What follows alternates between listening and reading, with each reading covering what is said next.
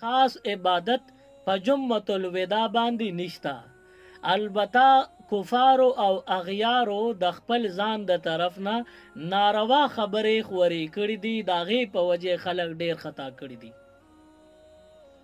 مشوره دا ده وایي د رمضان المبارک په اخره جمعه باندې د جمعې د مونځ نه پس 4 رکعاته مونځ نفل به وکړي په جمع سره.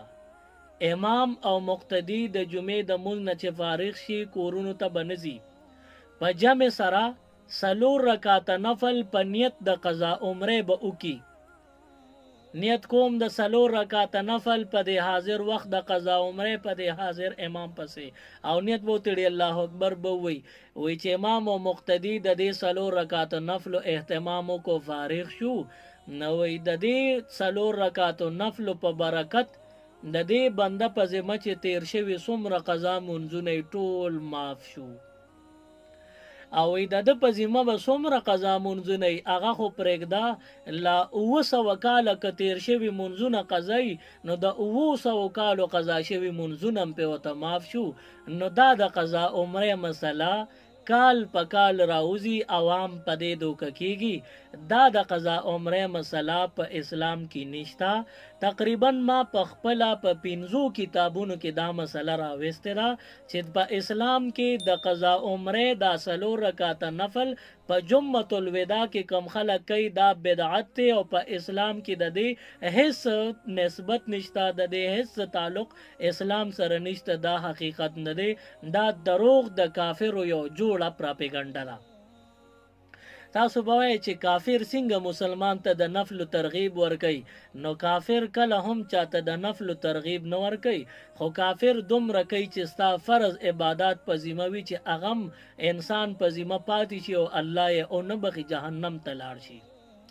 نو د کافرو سازش دی چې بنده په ذمه باندې د کال 2 کاله یا د هر څونه مودې منځونه قضا پاتې وي، نو قضا منځونه په نفلونو باندې سرته نه رسي، غاړه نه ازادېږي. نو کافر وایي چې ستا په ذمه څومره منځونه پاتې دي چې هغه هم پاتې شي، نفل وکړه. نو تاله دا غلط فهمي پیدا کړه چې نفل وکړه ستا پې د 900 قضا منځونه معاف کېږي. نو دا سراسر دروغ دی. په جمعة الوداع کې په دغه 4 رکعاته نفلو دوکه نه شي، د دې اسلام سره هېڅ ربط نسبت او تعلق نشته. دا دوکه ده، دروغ دی، فراډ دی، مکر دی. ستاسو په ذمه باندې کوم منځونه فرض پاتې وي، نو هغه منځونه په قضا عمرې په 4 رکعاته نفل نه ادا کېږي، ذمه نه فارغېږي.